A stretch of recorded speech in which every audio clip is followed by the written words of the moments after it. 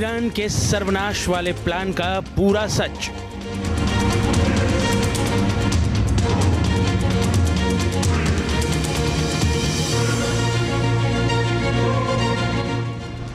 Iran नहीं मानेगा, Israel भी नहीं मानेगा।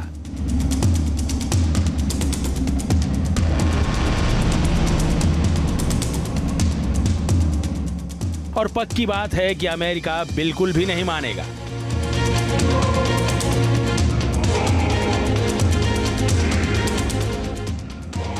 लेकिन सवाल है कि अगर इनमें से कोई भी देश नहीं माना तो क्या होगा?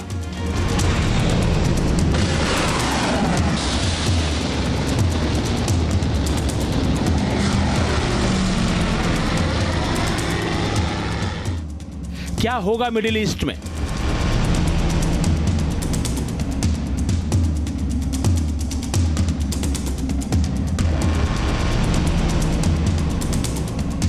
क्या होने वाला है मिडिल ईस्ट में?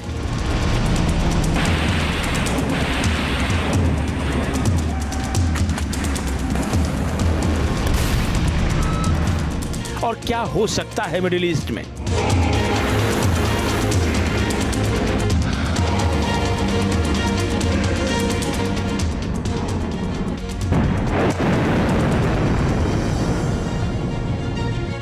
मिडिल ईस्ट में परमाणु बम फूटने की आशंका और तीसरे विश्व युद्ध की सुगबुगाहट के बीच दुनिया की सबसे बड़ी खबर सामने आ चुकी है।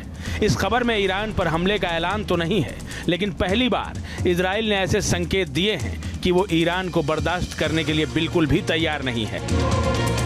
היה אחראי לטבח הנורא של 7 באוקטובר וגם לפיגועים רצחניים רבים נגד אזרחי ישראל.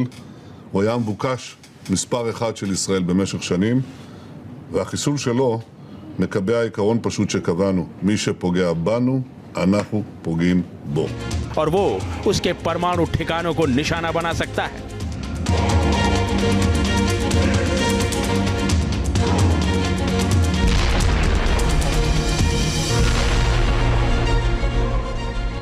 नेतन्याहू के ऐसे तेवर देख मिडिल ईस्ट में बेचैनी बढ़ गई है। आशंका जताई जाने लगी है कि कहीं मिडिल ईस्ट में बहुत बड़ा युद्ध तो नहीं होने वाला है। इजराइल एडवांस हथियारों का महारथी माना जाता है और अकेले अपने दम पर किसी भी जंग को जीतने की ताकत रखता है। हमास चीफ की हत्या के बाद जिस तरह से ईरान लगातार इजराइल को धमकी दे रहा है, उस पर हमले की तैयारी में जुटा हुआ है।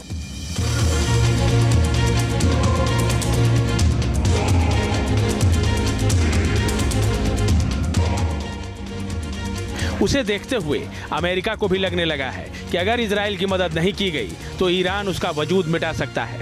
ईरान से जो खबरें आ रही हैं, उसे देखते हुए अमेरिका मिडिल ईस्ट में इजराइल की ढाल बनकर खड़ा हो गया है। समंदर में उसने अपने सभी बाहुबलियों को उतार दिया है।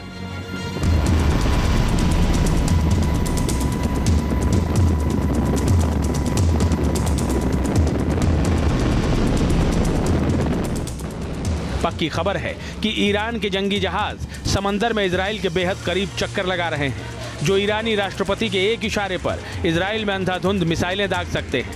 ईरान के मिसाइल साइलों में भी हलचल तेज है। ईरान पहले ही कह चुका है कि वो 10 गुना तेजी से इजराइल पर हमला कर सकता है और इसके लिए उसकी मिसाइलें बिल्कुल तैयार हैं।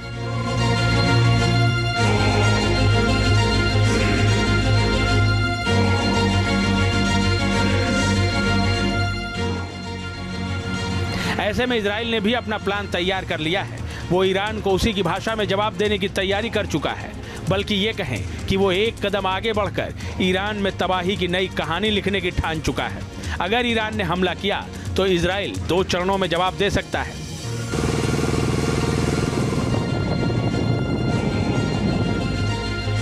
पहला, वो प्रॉक्सी मिलिशिया के खिलाफ सीमित हमले कर सकता है।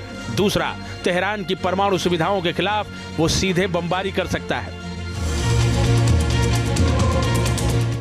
पिछले महीने तेल अवीव के खिलाफ ईरान के ड्रोन हमले के जवाब में यमन के हुदैदा बंदरगाह शहर पर हुआ इजरायली हमला इस बात की गवाही देता है कि इजराइल किस कदर तबाही मचाने की क्षमता रखता है। तो अगर ईरान डायरेक्टली इस युद्ध में इन्वॉल्व होता है तो इजराइल डेफिनेटली उसके न्यूक्लियर प्लान को सबोटाज करेगा और न्यूक्लियर इंस्टॉलेशन को तहस नहस करेगा। ईरान इस चीज को अच्छी तरीके से जानता है, इसीलिए 13 अप्रैल को जो ईरान ने अटैक किया था उसकी वार्निंग इजराइल को दी थी।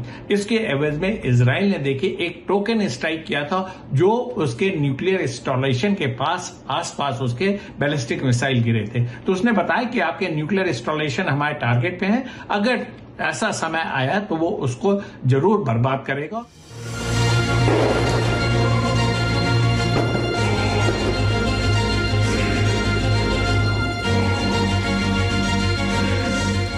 आपको बता दें कि हमले के डर से ही ईरान ने अपनी न्यूक्लियर साइट नतांज को पहाड़ों की गहराई में बना रखा है। ऐसा करने के पीछे ईरान का मकसद साफ है कि वो दुश्मन के हमलों से अपनी न्यूक्लियर साइट को बचाना चाहता है। यही वजह है कि जो उसने न्यूक्लियर साइट बनाने के लिए ईरान और इराक के बीच मौजूद सबसे बड़ी पर्वतमाला को चुना। साल 2023 में ली गई सैटेलाइट तस्वीरों से खुलासा हुआ था कि नतांज में ईरान की न्यूक्लियर साइट सुरंगों में बनाई गई है। ये सुरंगें 260 फीट से लेकर 328 फीट तक गहरी हैं। इस भूमिगत न्यूक्लियर साइट में दाखिल होने के लिए 4 गेट बने हुए हैं। इन सभी को इस तरह से डिजाइन किया गया है कि इजराइल का बड़े से बड़ा बम भी इन पर नाकाम हो जाए। ऐसे में ईरान की न्यूक्लियर साइट को निशाना बनाने के लिए खास हथियार चाहिए जो फिलहाल इजराइल के पास नहीं है। टाइम टू टाइम देखिए इजराइल ईरान को इंस्टिगेट करता है। उसने हुतीस की मदद की ईरान ने तो उनके हुतीस को टारगेट किया। और देखिए आज की डेट में जिस तरीके से हमास के चीफ का असैसिनेशन हुआ तेहरान में, वो भी देखने लायक है। तो ये दिखाता है कि इजराइल कटिबद्ध है ईरान को इंस्टिगेट करने के लिए। ईरान ऐसा कोई काम करे जिसकी वजह से इजराइल को ये मौका मिल जाए जिससे वो उनके न्यूक्लियर इंस्टॉलेशन को टारगेट कर सके। एक रिपोर्ट के मुताबिक अमेरिकी fighter jet F-15EX fighter jet ऐसा हमला कर सकता है जिससे ईरान की न्यूक्लियर साइट तबाह हो सकती है, लेकिन इजराइल के पास फिलहाल ये फाइटर जेट नहीं है।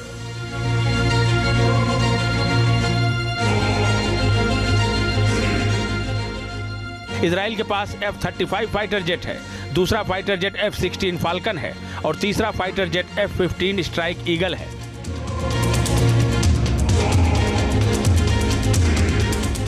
माना जा रहा है कि इजराइल के तीनों फाइटर जेट ऐसा बम नहीं दाग सकते जिससे पहाड़ों में मौजूद ईरान की न्यूक्लियर साइट को तबाह किया जा सके। डिफेंस एक्सपर्ट्स के मुताबिक इस तरह के कंस्ट्रक्शन को सिर्फ GBU-57 बम की मदद से ही तोड़ा जा सकता है, लेकिन इजराइल के पास ऐसा कोई फाइटर जेट नहीं है जो इतने भारी भरकम बम को दाग सके। लिहाजा इजराइल ने अमेरिका से F-15EX फाइटर जेट की डिमांड की है, क्योंकि आसमानी मोर्चे का यही वो योद्धा है जो GBU-57 बम को दाग सकता है। इजराइल ने जिस तरह GBU-57 बम गिराने के लिए अमेरिका से F-15EX की डिमांड की है, इसी के बाद ये कयास लगने लगे हैं कि इजराइल ईरान को करारा सबक सिखाने का मन बना चुका है और वो उसके परमाणु ठिकाने पर हमला कर सकता है।